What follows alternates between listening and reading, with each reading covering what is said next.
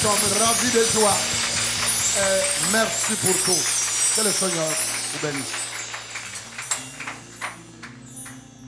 Amen. Moi aussi, je suis très heureuse. Amen. Merci pour votre accueil. En tout cas, merci beaucoup. Amen. J'ai passé 2 jours, 3 jours et ça va continuer jusqu'à demain pour mon départ. Et vraiment, merci. Merci pour tout, pour ces temps. Merci, Pasteur Fofi. Merci, Pasteur Suzy. Merci pour votre confiance. En tout cas, parce que de nos jours, c'est pas évident de laisser la chair. Mais en tout cas, merci. Merci. Merci. Soyez vraiment bénis. Est-ce qu'on peut acclamer, amen, le couple pastoral?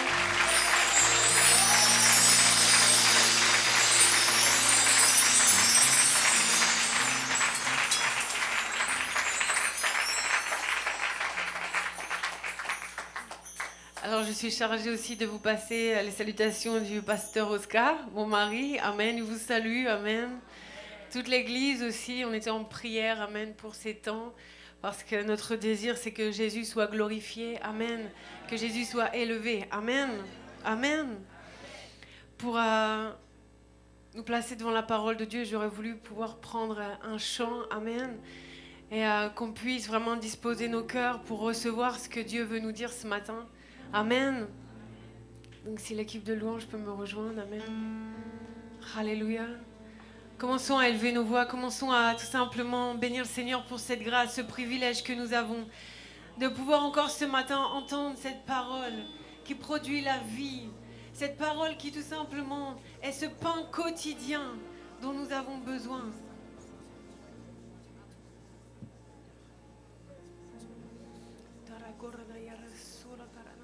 Seigneur, je veux m'abandonner dans ta présence. Seigneur, je veux tout simplement laisser place à ta parole ce matin. Je veux vraiment que, Seigneur, ce que tu as à me dire, Seigneur, tu me le dises, Éternel.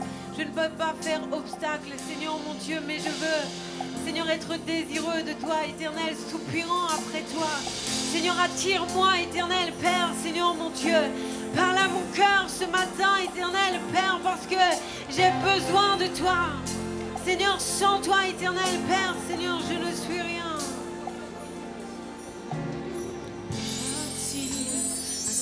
Attire-moi à toi.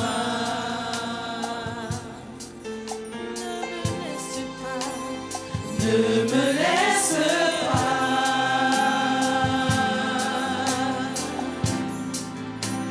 Je veux tout abandonner. Restaurer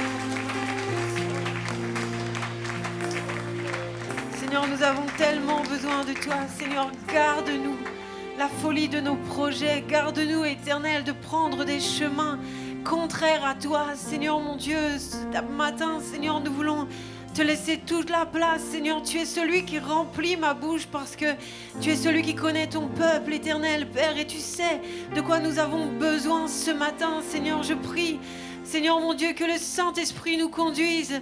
Fidèle assistant, tu es celui, Seigneur, qui opère ce matin. Je m'abandonne, Seigneur, entre tes mains. Je te fais confiance, Seigneur, et de ce que tu es celui qui marche devant moi.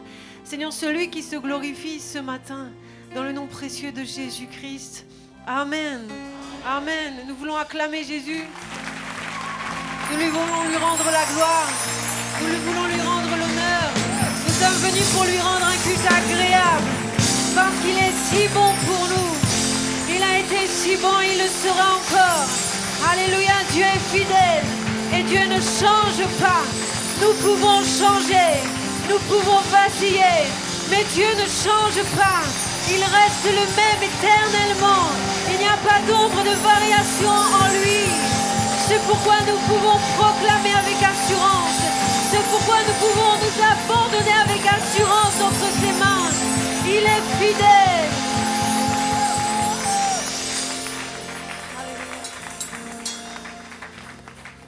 Alléluia, mon Dieu est fidèle. Amen. Amen. Amen. Nous pouvons prendre place. Amen, merci beaucoup, merci.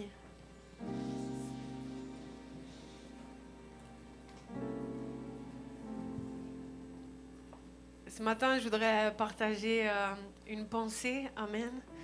Merci, Pasteur Fofi, parce que tu as fait mon introduction, amen. En tout cas, merci beaucoup, amen. Ce matin, je voudrais parler sur l'anarchie, l'ennemi de Dieu et de l'Église. Qu'est-ce que l'anarchie? L'anarchie, c'est tout simplement un état de désordre, de confusion, de pagaille.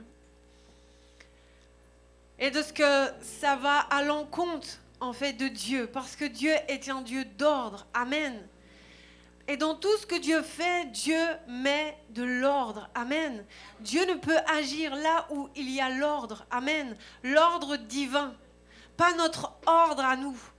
Pas en fait ce que nous pensons être ordonné. Mais son ordre à lui. C'est pourquoi nous devons apprendre de Dieu. Apprendre à comment Dieu fonctionne. Et Dieu nous a donné un héritage. Amen. Il nous a donné sa parole afin que nous puissions apprendre le fonctionnement de Dieu. La Bible dit en fait que l'homme ne vivra pas de pain simplement, mais de toute parole venant de Dieu. Nous avons besoin en fait de nous nourrir de cette parole afin d'être des hommes et des femmes faits selon cette parole. Des hommes et des femmes inébranlables, des hommes et des femmes forts et forte, selon en fait ce que Dieu veut, de ce que Dieu a donné à l'homme, amen, et à la femme, amen. Alors c'est vrai que le séminaire sur la santé est fini, amen, mais ce matin je vais quand même prendre un exemple, amen, pour illustrer ce que je veux partager avec vous ce matin, amen. C'est quelque chose que Dieu a déposé dans mon cœur pour l'Église, amen. Et vous savez, il y a une maladie qui est répandue en fait sur tous les continents. C'est ce qu'on appelle le cancer. Le cancer, c'est quoi? Le cancer, c'est à un moment donné une cellule qui va faire ce qu'elle a envie de faire. Ce qui va créer un dysfonctionnement au niveau de l'organisme. Ce qui va provoquer des symptômes et qui va amener une personne à consulter un médecin. Le médecin va tout simplement lui donner des examens à faire pour pouvoir identifier la maladie dont la personne souffre. Et dans ce cas, en fait, cette personne va effectuer des scanners, des radios, des examens biologiques. Et en fait, sur le scanner, sur la radio, à un moment donné, on va voir un amas de cellules, un tas de cellules. Ce qu'on va appeler une tumeur. Selon la localité en fait de cette tumeur, on va, dans certains cas en fait, vous donner un pronostic vital. Vous disant en fait, vous n'avez plus que 6 mois à vivre. Et de ce que nous devons comprendre que l'anarchie n'est pas une bonne chose. Celui qui établit l'anarchie, c'est tout simplement le diable. Là où lui, il peut agir, là où lui, il peut établir son plan. Mais là où Dieu ne peut pas, l'anarchie, ennemi de Dieu et de l'Église, nous devons comprendre l'ordre divin. Nous devons comprendre en fait ce que Dieu attend de l'Église, afin que l'Église fonctionne comme elle doit fonctionner, comme les cellules doivent fonctionner dans notre corps. Nous ne devons pas aller de droite à gauche, pensant faire ce que nous avons envie de faire. Nous devons suivre le modèle. Noé a suivi les instructions de Dieu en fait pour l'arche. Noé savait-il combien de personnes allaient rentrer dans l'arche? Noé savait-il combien de temps en fait la pluie allait tomber? Combien en fait la structure de l'arche devait pouvoir résister à ce déluge? Mais Dieu le savait. Dieu savait. C'est pourquoi il a pris le temps de parler à Noé, lui donner des instructions pour faire l'arche. Jésus, notre modèle par excellence, dit « Je ne fais rien de moi-même, je fais ce que j'ai vu faire du Père. » Jésus ne fait rien de lui-même. Alors Église, ne fais rien de toi-même, mais regarde les instructions de Dieu. Regarde ce que Dieu attend de l'Église. Ce que Dieu veut pour l'Église, afin que l'Église soit prospère, afin que l'Église soit heureuse, afin que l'Église soit en bonne santé, afin que l'Église accomplisse le pourquoi Dieu a suscité l'Église. L'Église doit être un phare en fait dans ce monde, qui donne en fait les directions à ceux qui sont perdus. Mais bien souvent en fait l'Église est concentrée sur elle-même. Elle ne fait que penser à elle, penser à ses petits bobos, penser à ses petites douleurs, à ses petites souffrances, alors que l'Église a tout. Nous devons comprendre en fait ce à quoi nous sommes appelés et ce que nous possédons, notre héritage. Et nous devons comprendre qu'il y a un modèle. L'anarchie, ennemie de Dieu et de l'Église. Et ce matin, je voudrais voir ensemble que nous puissions comprendre en fait l'importance du leader, l'importance du pasteur Fofi et de son épouse et de sa famille. Nous allons voir une histoire, amen. Nous allons aller dans Genèse.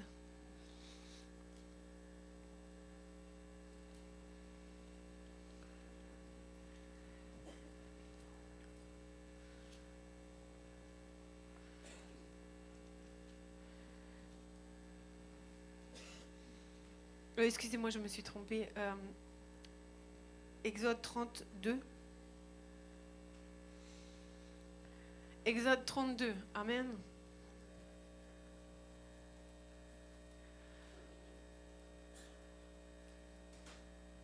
Nous allons le lire. Amen.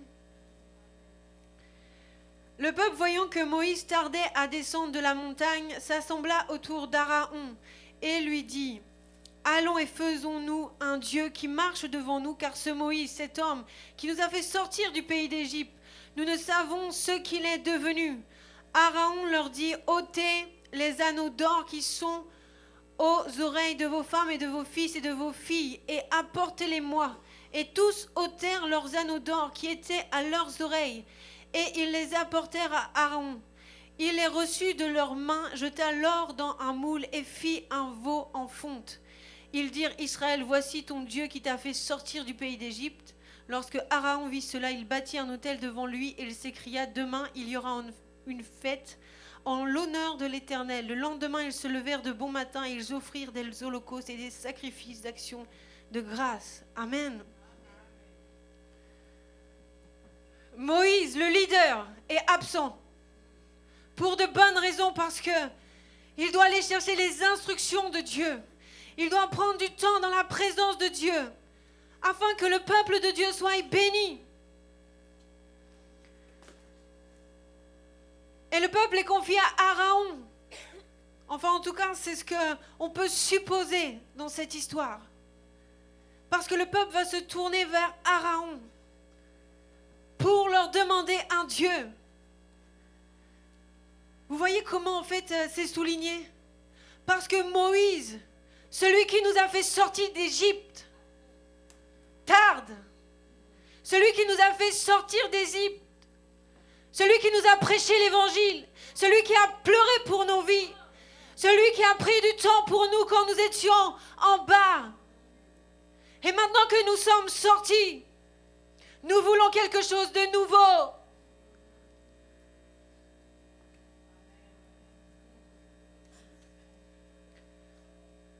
Aaron était avec le peuple. Certainement, il a dû se réjouir ce jour-là. Il a dû dire, ah, je vais faire comme Moïse. Je vais m'occuper du peuple. Vous savez, des fois, quand on regarde le serviteur, la servante de Dieu, on a l'impression que c'est facile. Parce que c'est le don, c'est le talent qui s'exprime. C'est la grâce, c'est la faveur qui repose sur leur vie. Alors eux, ils font les choses parce que c'est tout simplement leur dépôt, leur appel, leur fardeau. Ils ne forcent pas les choses coulent. Et on a l'impression que c'est facile. Mais Église, chacun sa place. Et tu dois comprendre ta place. Aaron s'est vu en fait à gérer le peuple. Quelle catastrophe. Le peuple a voulu un Dieu, alors il s'est mis tout autour d'Aaron, pris au piège. Ils lui ont dit, Aaron, donne-nous un Dieu, parce que ton Moïse tarde. Et des fois, on aspire à des choses qui sont des pièges pour nos vies. Des choses en fait qui sont trop lourdes pour nos propres vies.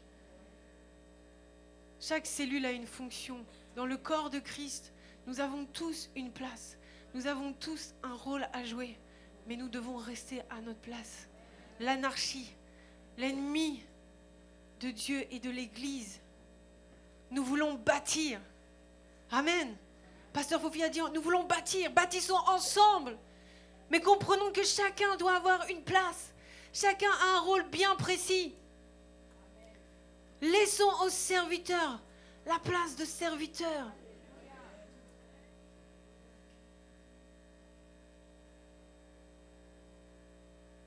Et vous savez, en fait, Aaron leur a demandé leurs anneaux,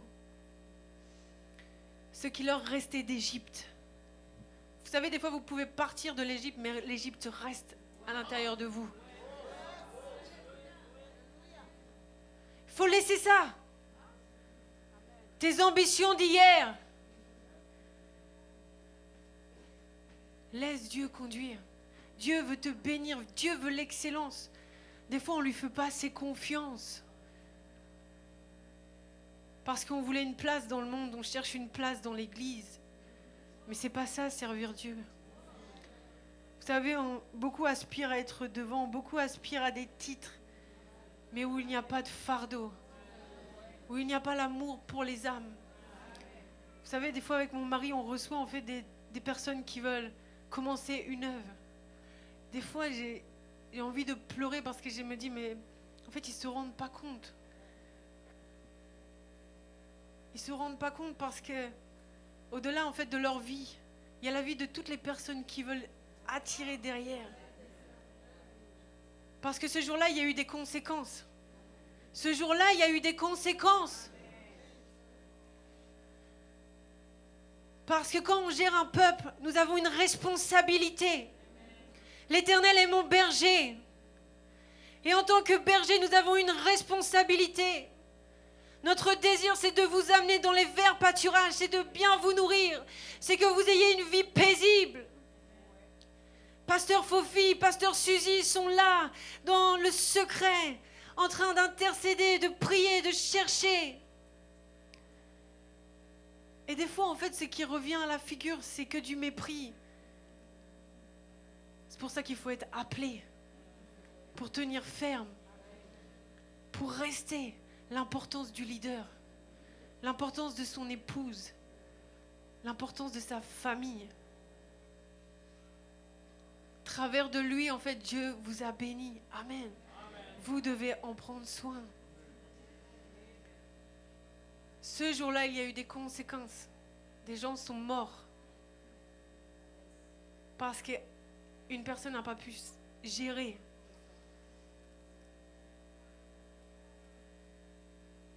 Et nous devons comprendre en fait ce que nous sommes appelés à faire, à rester à notre place. Amen. À rester à faire ce que Dieu veut et ce que Dieu nous demande. Amen.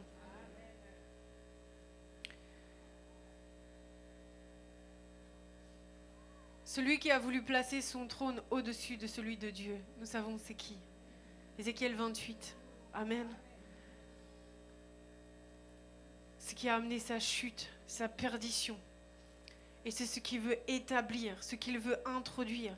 À chaque fois, en fait, qu'il veut s'immiscer, qu'il veut faire quelque chose, il veut t'amener à prendre la place d'eux. Il donne, vous savez, nous donnons ce que nous avons. Amen. Et nous devons veiller sur nos cœurs. Nous devons veiller, en fait, sur nos vies.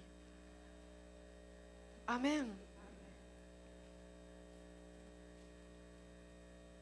Comprenons en fait l'importance de l'homme de Dieu. Amen.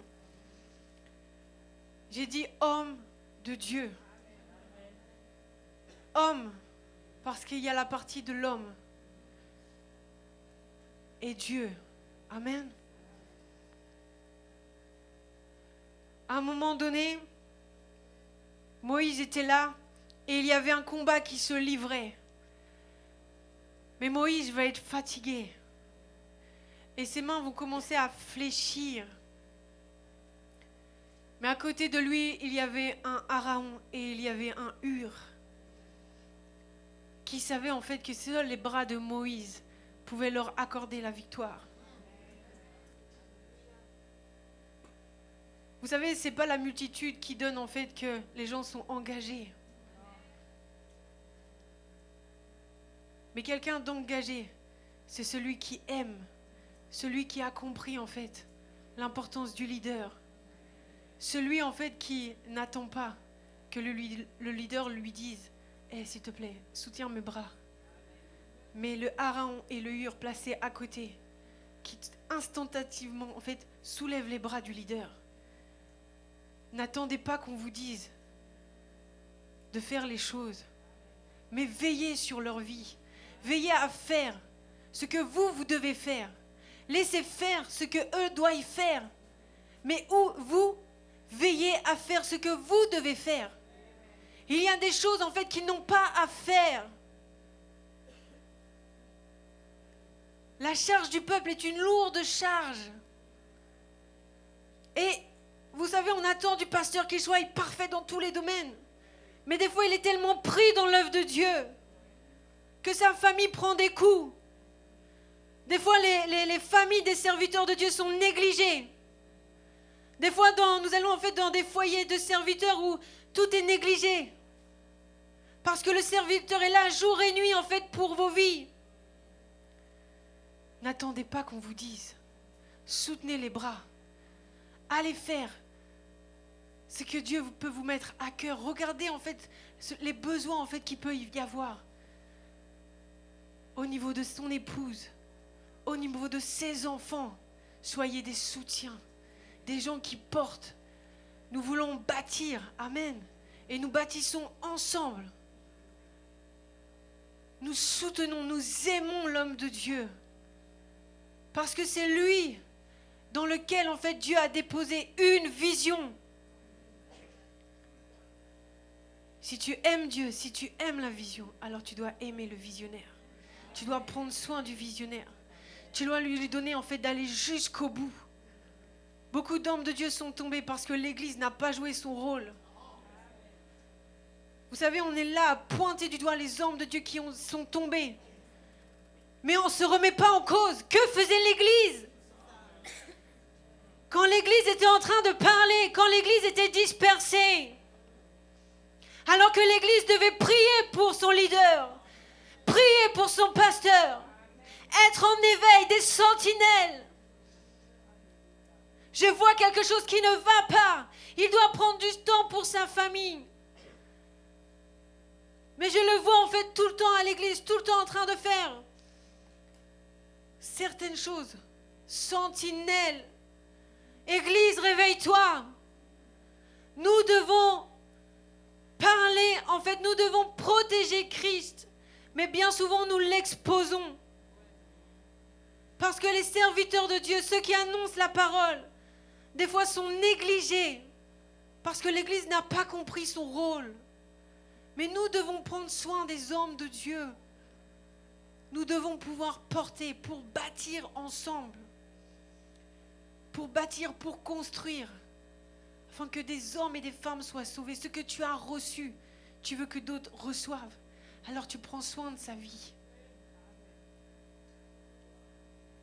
Vous savez, quand j'étais dans le choix en fait de pouvoir en fait me marier, quand j'étais proche en fait du pasteur Oscar, quand on était là en train de parler, vous savez, je voyais son cœur et je me disais, Seigneur, si je ne suis pas la bonne personne, je ne veux pas. Parce que je voyais son amour, son désir en fait de œuvrer pour les âmes. Et vous savez, vous devez en fait être à votre place. Amen. Et je voulais vraiment en fait être à ma place. Je voulais qu'il accomplisse le pourquoi en fait Dieu l'avait suscité. Amen. Nous voulons faire les choses avec l'Esprit de Dieu. Avec l'esprit de la vision. Vous devez vous approprier la vision en fait du pasteur Fofi. Vous devez connaître votre visionnaire.